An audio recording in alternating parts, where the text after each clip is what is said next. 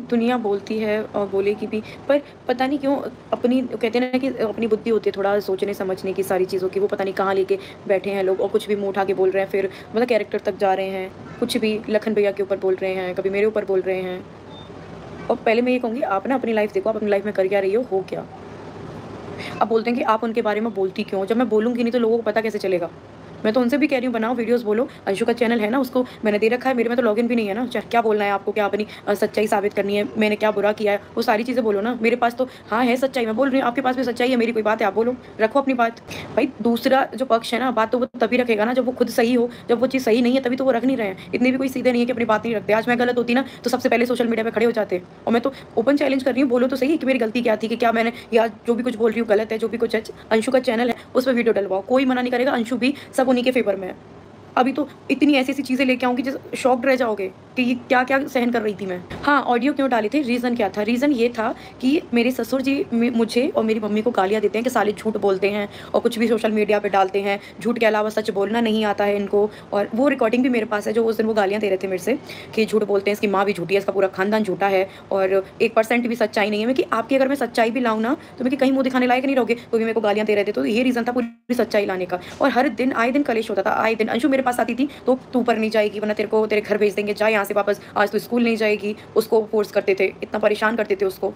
फिर उससे बोला कि तू यहाँ से भाग, तू अपने मम्मी-पापा के यहाँ जा। तो बहुत कुछ किया है उन्होंने। जहाँ एक तरफ सपना ये उम्मीद कर रही हैं कि वो जो बच्चियां हैं उनके दादा दादी उनकी खबर लेंगे, पूछेंगे, ये केयर करेंगे या वो कहीं से भी कॉल करेंगे, मैसेजेस करेंगे, ये पता करेंगे कि बच्चियां कैसी हैं, कैसी नहीं हैं, ठीक हैं, घर मिल गया नहीं मिल गया, कहीं से भी फिक्र करेंगे। वहीं वो दूसरी तरफ खुशियां मना रहे हैं। ये तो आपने देख ही लिया, उन्होंने एक वीडियो व्हाट्सएप की थी अंशु को, जो कि गलती से सपना को मिल गई थी, क्योंकि सपना के लैपटॉप पर लॉगिन था ना अंशु का व्हाट्सएप, तो इसलिए वो सारी चीज़ें पता भी चल गई। अदरवाइज वो अंदर ही अंदर इतनी खुशियां मना रहे हैं कि वो परवाह भी नहीं करे। इधर दूसरी तरफ वो इस चिंता में है, हालांकि वो लौट कर जाना नहीं चाहती, क्योंकि उसने अपने लाइफ में ऐसे बहुत सारे सवाल, जो शायद आपके भी सवाल होंगे, ऐसे ही सवालों के जवाब दिए हैं। आइए क्या है वो जवाब जानते हैं। Hi friends, welcome back to my channel. Channel में न्यू है तो चैनल को सब्सक्राइब कर लें और साथ ही साथ बेल आइकन प्रेस कर दें, जिससे कि हमारे आने वाली वीडियो की नोटिफिकेशंस आपको पहले ही मिल जाए। ये तो आपको पता है कि सपना को घर से निकलने का कोई भी इरादा नहीं था, ना ही कोई प्लानिंग थी। वो तो हालात उसके लिए ऐसे बना दिए गए हैं। तो वही लोगों के सवाल थे। तो उनमें से लाइव में ही उन्होंने, किसी ने सवाल पूछा कि आपने अपनी ऊपर किचन क्यों कर ली थी, तो उन्होंने इस चीज़ का जवाब दिया था कि मैं अकेली रहती थी, अंशु स्कूल चली जाती थी, मेरे जब पैर में चोट लगी हुई थी या मैं बीमार होती थी तो मुझे कोई पूछता तक नहीं था, खाने के लिए भी छोटी बच्ची का मेरे साथ साथ में था, नीचे जाने की बजाय, और जब कोई मेरे लिए आता था केयर करने के लिए तो उससे सही बर्ताव नहीं होता था, घर में बातचीत नहीं होती थी, उसके साथ मिसबिहेव होता था, तो फिर मैं क्या चीज़ कब तक बर्दाश्त करती। इसलिए मैंने कुछ ग्रोसरी का सामान मंगाया और अपने ऊपर किचन सेटअप कर ली। वहीं लोग उनसे पूछ रहे हैं कि अंशु को क्यों अलग किया, तो सपना वही बताती हुई नजर आई है कि वो उनकी कोई चाल हो सकती है, एक चाल के तहत, क्योंकि पता है अंशु हमेशा मेरे ही फेवर में रहती थी और वो मेरे पास आती थी जब, क्योंकि मैं अकेला, जब जब मैंने अकेलेपन पड़ा है मेरे को, या अकेली फील किया है, या मैं कभी भी कमज़ोर पड़ी हूँ, तो अंशु की वजह से मुझे मजबूती मिलती थी और वो मेरे पिलर की तरह से मेरे साथ लगातार खड़ी रहती थी। और यही उनकी चाल थी, क्योंकि उन्होंने बहुत अच्छी तरीके से भांप लिया था कि अंशु के बिना मैं अधूरी हूँ, तो इन्होंने सबसे पहले उसी चीज़ पे वार किया जो मेरी ताकत थी, यानी कि अंशु को वहाँ से हटा दिया गया है, क्योंकि अपने भाई की बेटी है और उनको बताया, समझाया, डराया, या कोई लालच दिया या कोई प्लानिंग के तहत उन्होंने किया, ये मुझे नहीं पता। वो तो वक्त आएगा जब मुझे भी पता चलेगा और आपको भी पता चल जाएगा। आगे वो यही बात बताती हुई नजर आती है कि उनका दिमाग वहां तक जाता है जहां तक हम सोच भी नहीं सकते। वही लोग लाइव में उनको ये मैसेजेस करते हुए और सहानुभूति देते हुए नजर आए कि आप लीगल एक्शन लो, तो वो इसी बात को कहते हुए नजर आए कि मैं हिम्मत नहीं हारूंगी और मैं साबित कर कर दिखा दूंगी। अगर मैं उस घर से निकल कर आई हूँ तो मैं कुछ कर कर दिखाऊंगी और अपनी बच्चियों को अच्छी परवरिश दूंगी, उस घर में तो लौट कर मैं नहीं जाऊंगी। वो बार बार कहते हैं ना, ये हमारी चीज़ है, हमारे बेटों की चीज़ है, तो मैं वहां से एक सिंगल चीज़ भी नहीं लेकर आई हूँ। सिर्फ वो चीज़ लेकर आई हूँ जो मैंने खुद से अर्न की है, बल्कि मेरा ही उन पे कुछ निकलेगा, उनका मुझ पर कुछ नहीं है। लोगों को समझ में नहीं आया था तो लोग उनसे बार बार सवाल पूछ रहे थे कि वो स्कूटी वाली जो वीडियो थी वो आपको व्हाट्सएप की थी, तो वो बार बार उस बात को क्लियर करती हुई नजर आ रही थी कि मुझे नहीं भेजी थी, वो अंशु को भेजी थी और अंशु का व्हाट्सएप लॉगिन था मेरे लैपटॉप में, सो दैट्स वाई वो मैं देख पाई। वहीं आगे सपना कहती हुई नजर आई कि जैसे मेरे पास एक सोशल मीडिया प्लेटफॉर्म है, ऐसे उनके पास भी है, तो अगर मेरी कुछ बुराइयां हैं, मेरी कुछ कमियां हैं, तो उनको लाओ सोशल मीडिया पे, दो अंशु को, अंशु अपलोड कर देगी, उसको कुछ होंगी तभी तो अपलोड करेंगे, क्योंकि कुछ है ही नहीं, इसीलिए तो शांति से बैठे हुए हैं। आगे वो यही बताती है कि जैसे मैं प्रूव कर रही हूँ वैसे तुम भी प्रूव करो। अभी तो ऐसी बहुत सारी चीजें सामने आने वाली है जो आपने ये भी नहीं सोचा होगा कि ये क्या कर सकते हैं क्या नहीं कर सकते, इतनी तक की प्लानिंग की हुई है। जहाँ लोग उनको ये मैसेजेस करते हुए नजर आए कि आप लीगल लो, क्योंकि आरोही का दोनों का हक है, वहां पे तो कहते नहीं तुम्हारा कोई हक नहीं है उसमें, तुम क्या मायके से लेकर आई थी जो तुम्हारा उस पर हक है, तुम्हारा कोई राइट नहीं है। आगे वो यही बताती हुई नजर आती है कि कभी मेरा पैर टूटा हो, प्रेगनेंसी में हो, आफ्टर डिलीवरी, इन्होंने कभी भी मेरी केयर की ही नहीं है, और ये शुरू से यही सब कुछ चलता आ रहा है। लेकिन मैंने कभी भी किसी भी चीज के लिए कभी सामने से आके कभी कुछ नहीं कहा, हमेशा यही कहा नहीं ठीक है सब कुछ अच्छा है। और अब तक का सबसे बड़ा सवाल कि ऑडियो अब क्यों डाली थी उनके जाने के बाद, यानी कि सूरज जी जो अब जिंदा नहीं है तो अब ऑडियो क्यों डाली थी, तो वहाँ ये बताते हुए नजर आते हैं कि मेरे ससुर जी हमेशा मुझे और मेरी मम्मी को गाली देते थे और गाली देकर बात करते थे, और वो ये हमेशा ही मेरे मैके वालों को गाली देते रहते थे कि तुम लोग वीडियो बनाते हो, उल्टी सीधी चीजें डालते हो और तुम्हारे पास कोई सबूत नहीं है और तुम कुछ भी डालते हो, बकवास डालते हो, बोलते हैं और झूठ बोलने के अलावा कुछ भी नहीं आता। तो वही सपना बताती है कि वो रिकॉर्डिंग जो उन्होंने जिस टाइम ये सब बोल रहे थे वो रिकॉर्डिंग भी मेरे पास अवेलेबल है अभी तक। इसकी माँ भी झूठी है, इसका खानदान भी झूठा है, 1% भी सच्चाई नहीं है। तो मैंने उस चीज को प्रूफ करने के लिए कि मेरे साथ क्या क्या यातनाएं हुई हैं वो सब प्रूफ मेरे पास है, उनमें से मैंने अभी तो एक ही रिलीज किया है। सच है, इतने सच है कि मैं अगर सामने ले आऊं ना तो कहीं मुंह दिखाने लायक नहीं रहेंगे। कहती है मेरा यही रीजन था उन सच्चाई को लाने के लिए। तो आई होप उन लोगों को जवाब मिल गया होगा जिन लोगों को ये था ना, बार बार मुझे भी बहुत सारी औरतें जो हैं इसी तरह की कमेंट कर रही हैं अब वो इस दुनिया में नहीं है तो अब क्यों सच्चाई बता रहे हो। अपने आप को प्रूफ करने के लिए, अपने ऊपर लगाए हुए एलिगेशंस को साबित करने के लिए, वो सारी चीज़ों को साबित करने के लिए जो जो यातनाएं उसने झेली है ना उन सबको प्रूफ करने के लिए, क्योंकि उस पर झूठा का भी आरोप लगाया गया ना कि ये झूठी है, झूठ बोलते हैं, कुछ भी सोशल मीडिया पे डालते हैं। तो देखो पुरानी चीज भी है ना वो डालकर उसने अपने आप को प्रूफ किया है और साबित करा है कि मैंने क्या क्या चीज नहीं झेली है इनके साथ रहते हुए। पहले से ही डराते थे, कहती आए दिन कलेश होता रहता था। जब मेरे पास कलेश होता था, अंशु मेरे पास ऊपर आती थी तो उसको डांटते थे, धमकाते थे और ये कहते थे कि तू ऊपर नहीं जाएगी वरना तुझे तेरे घर भेज दिया जाएगा। तो ये पहले ही डरावा दिया गया था और ये तो हमें पहले से ही पता है कि भाई उनके भाई की बेटी है, वो उन पर प्रेशराइज करेंगे तो डेफिनेटली उनको अपनी बेटी को यहाँ से लेकर जाना ही पड़ेगा। और वही हुआ भी, क्योंकि अंशु उनके रोकने से रुकी नहीं है तो उन्होंने सोचा कि इसकी ताकत को तोड़ने का यही एक तरीका है कि अंशु को भेज दिया जाए, और वही उन्होंने प्रूव भी किया है। लेकिन मुझे ये समझ में नहीं आ रहा कि इसके बाद अंशु की कोई वीडियो नहीं आई है, कोई खबर नहीं आई है। एटलीस्ट उसकी वीडियो से ये पता चल जाता है कि वहाँ पे सब ठीक है नहीं है, कि अंशु को भी ये सब चीज़ों से तकलीफ हो रही है, क्या वो भी परेशानी में है।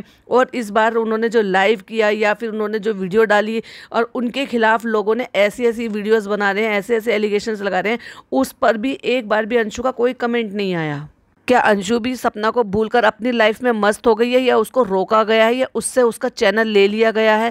ये सारी चीज़ें कब पता चलेंगी? जब अंशु की कोई वीडियो आएगी, कोई अपडेट आएगी। लेकिन उसकी कोई भी अपडेट नहीं आई है अभी तक भी। हालांकि सपना बताते हुए नजर आई है कि मेरी बात होती रहती है उससे, वो ठीक है, याद करती है, वो भी परेशान होती है मेरे लिए, लेकिन वो ठीक है। लोग उनको मैसेजेस कर रहे हैं कि आप सब्र करो। कहाँ से सब्र करें? छोटी छोटी बच्चियाँ इन सब चीज़ों के साथ वो फेस कर रहे हैं और वो वहाँ पे ऐश कर रहे हैं, आराम से रह रहे हैं, अपना ही घर है, कोई किराए का घर नहीं है, किसी चीज़ की चिंता नहीं है। और जैसे बहू बाहर से निकली तो बस ये दिखाने के लिए कि हम पे परेशानी है, आने जाने की परेशानी है, फट से स्कूटी खरीद ली, क्योंकि पैसों की भी कोई दिक्कत नहीं है। पैसा देने के लिए उनके पास था नहीं कि जब आएगा जब दे देंगे, लेकिन फट से स्कूटी खरीद लिया। भाई अब स्कूटी की भी आप अंदाज़ा लगा लो कि कितना पैसे की कीमत की होगी। क्या इतने पैसे नहीं दिए जा सकते थे सपना को जिससे कि वो अपने घर की डाउन पेमेंट दे सके, या अपने घर की एडवांस बुकिंग दे सके, या एडवांस महीनों का किराया दे सके? स्कूटी खरीदना बहुत ज़्यादा जरूरी है, जबकि ऑलरेडी घर में वो बता रही है कि पल्सर है, गाड़ी है, लेकिन फिर भी ये दिखाने के लिए कि वो अपनी स्कूटी ले गई है, हम परेशान हैं इसलिए स्कूटी खरीद ली। लोग सबको कमेंट करते हैं, मुझे भी कमेंट करते हैं कि बेचारों के बेटे चले गए।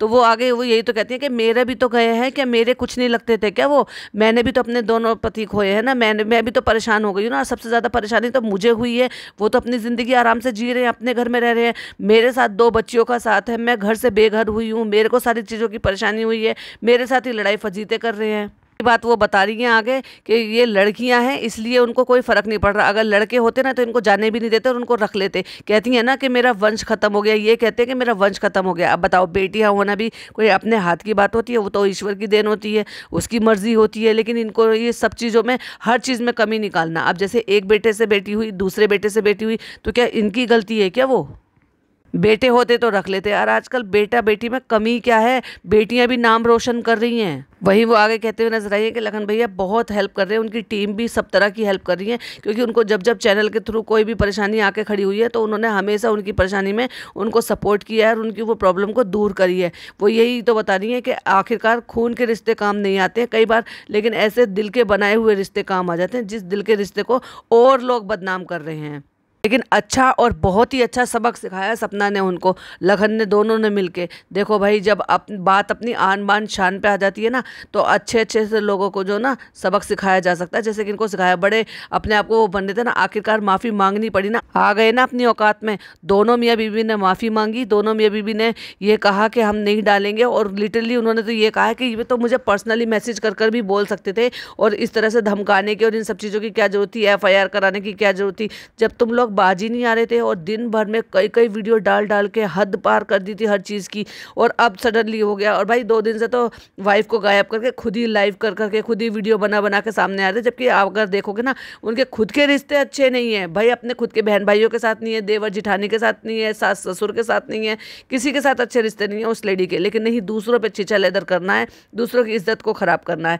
तो जिस तरह से आज ये लाइन पर आए हैं और फिर ये माफ़ी मांगी है हाथ जोड़ के लाइव करके, और उसके बाद वीडियो को सारी को प्राइवेट कर दिया। तो इसी तरह से और भी जो भी लोग हो ना, उनको इसी तरह से सबक सिखाना चाहिए। गलती हो तो बोलो, लेकिन गलत मत बोलो, और पेट से बनाकर नई चीजें मत बोलो, और खास तौर से इज्जत तो बिल्कुल मत उछालो, और खास तौर से बहन भाई के रिश्ते को उछाला। शर्म नहीं आई उन लोगों को बिल्कुल भी बात करते हुए, हिंदू होते हुए, वो भी पंडित होते हुए भी, जिन पता है कि भाई बहन का रिश्ता कितना पवित्र रिश्ता होता है, उसको भी उछालते हुए उनको शर्म नहीं आई। सपना ने एक वीडियो डाली और एक गुहार लगाई अपने सपोर्टर से कि इस वीडियो को इतना वायरल कर दो, और जैसी वो वीडियो आई ना भाई, दोनों मियाँ बीबी के कान खड़े हो गए और आ गए माफ़ी मांगते हुए, लाइव करते हुए कि हम वीडियो प्राइवेट कर रहे हैं और तुम्हें ये नहीं करना चाहिए था, वो नहीं करना चाहिए था, तुम्हें पहले नहीं पता था। और तुम, ठीक है, वो मना नहीं कर रही कि तुम जाओ उनके सपोर्ट में, बनाओ और अपना सोशल मीडिया प्लेटफॉर्म को उनको यूज़ करने के लिए दो, और उनकी वीडियो बनाओ, अपलोड करो, व्यूज़ पाओ। वो देखो, हो सकता है मेरी 4 कमियाँ बता दे, अगर होंगी तो तभी तो बताएंगे ना। लेकिन क्यों नहीं गए,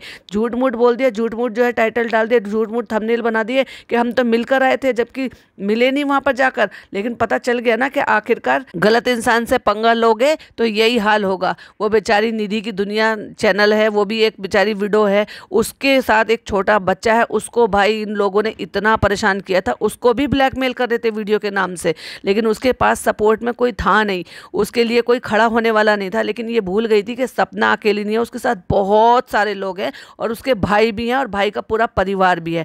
तो आखिरकार उन्होंने ऐसा सबक सिखाया कि तुरंत लाइन पर आ गए।